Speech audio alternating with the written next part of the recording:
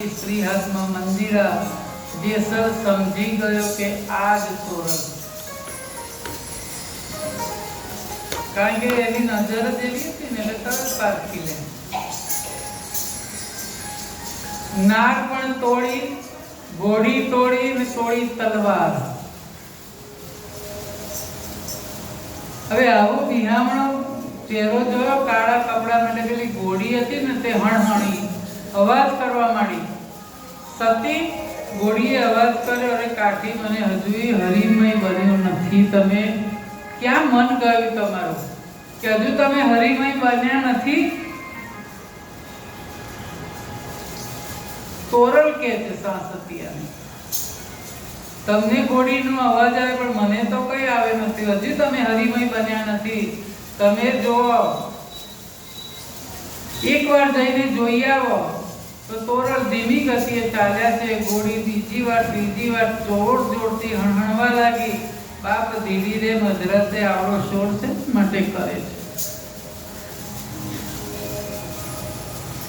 સાધુડાના ભજનમાં ભંગ પડાય માવડી, ઘોડીને કહે છે તોરલ. કોઈથી આવો ઉત્પાદ નથી કરતી ને આજે કેમ?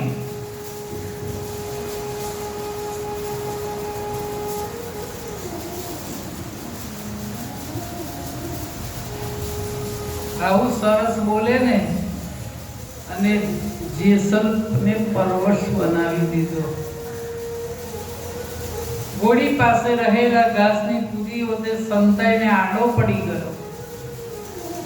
હવે ઘોડીની સમીપ જાય, નજીક જાય તોરલ અને કહે કે ભાઈ, આ કિલો કેમ ઉખાડી નાખ્યો?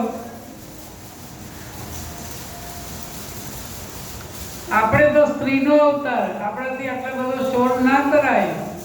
એમ કરીને આમ કરીને જે કિલો ઠોકવા જાય ને, ત્યાં જેસલનો હાથ આમ લાંબો હતો અને કિલો એની હથેળીમાં વાગી ગયો. આર પાર ઉતરી ગયો, કશું બોલ્યો જ નથી. લોહીની ધાર જાય અને આ બાજુ તોરણ પાસે ભજનનું પત્યું અને પ્રસાદ વેચવા નીકળ્યા. પ્રસાદ વેચતા વેચતા એક જણનો પ્રસાદ વધ્યો. કોઈ દીવની નાથે કેમ આવું? આજે પ્રસાદ વધ્યો કેમ? કોઈ રહી ગયું લાગે છે. ના ના, સાસત્યો કે ના ના દેવી, કોઈ રહ્યું નથી, બધાને પ્રસાદ તો આપી દીધો. તું પ્રસાદ વધ્યો કેમ? એક જણનો પ્રસાદ વધ્યો, કઈ કોક છે ખરું. હાથમાં દીવો લઈને નીકળે છે. શોધતા શોધતા જાય અને ઘોડીના પડખે વિધાયેલો હાથી હથેળી વાળો ક્રૂર જેસલ ને જોયો, લોહી જોયું અને બોલ્યા કે અરે રે રે, તમે કોણ? મને ના ઓળખ્યો? મને પહેલા બહાર કાઢો, પછી તમે બધી વિગત સમજાવું છું. અરે તમારા હાથની હથેળી 700 કિલો વાગી ગયો તોય તમે કઈ જ બોલ્યા નથી.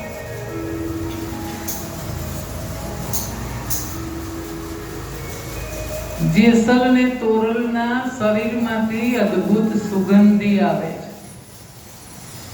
જે સતી હોય ને, એના શરીરમાંથી સુગંધી આવે છે. જેસલ ઉભો થઈ ગયો અને આમ વાળના જટિયા સરખા કરતા બોલ્યો કે હું કચ્છ વાળો જેસલ જાડેજા. પણ ડરતા નહીં.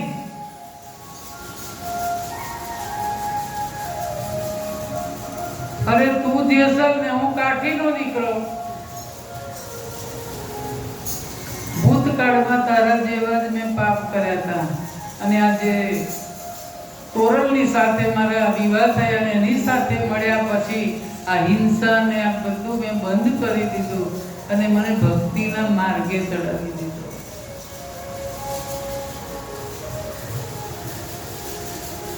જેસલ જાડેજા અહીં સીધ આવ્યા હતા, લપાતા છુપાતા તોરલને સાચું જ કહી દઈશ કે તમારી પાસે હું ખોટું નહીં બોલું. મને કોઈની બીક નથી લાગતી. અહીંયા તો ખરેખર હું તમને જ લેવા આવ્યો તો. તોરલ રાણી, તોરલ ઘોડી ને તોરલ તોડી તલવાર.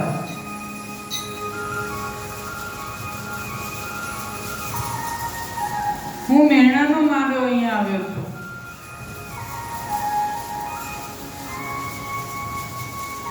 તોરલ સાસતિયા કાઠીની સામે જુએ કે શું કરીશું.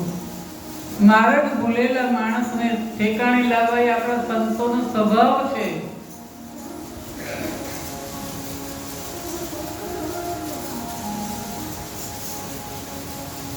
હું તો એમ કહું છું કે હું એની સાથે નીકળી જાઉં અહીંયાથી.